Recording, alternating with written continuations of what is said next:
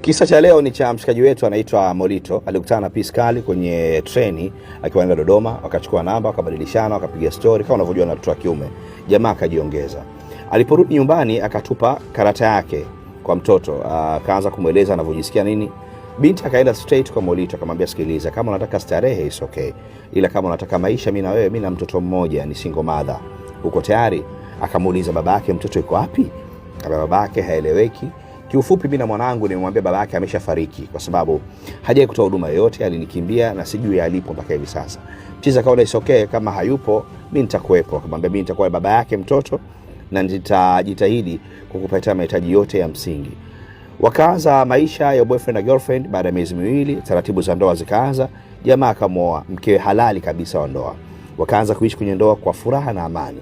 Sasa kisanga kinakuja hapa. Ndani ya miezi 9 jamaa anapambana wapate mtoto, mwanamke ashiki mimba. Akaanza maombi, madaktari wa uzazi wakamaliza. Siku hiyo mchizi karudi nyumbani mapema, kakutana na mama mkwe amekuja nyumbani, wanapiga story na binti yake, akawasalimia mama mkwe pamoja na mkewe, akaingia ndani. Kaingia ndani, usingizi ukampitia, akalala. Baada masaa mawili akashtuka, akasikia kuna stories zinaendelea.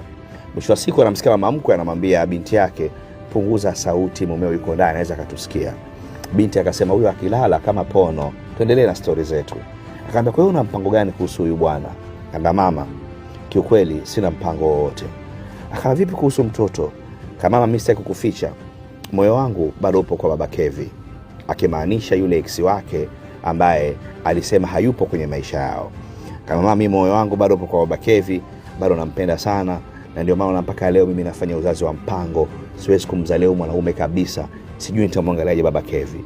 Akamuuliza swali, mara mwisho mwangalia na baba Kevi? Akaambia, sio kuongea mama, nimekutana naye jana mara ya mwisho.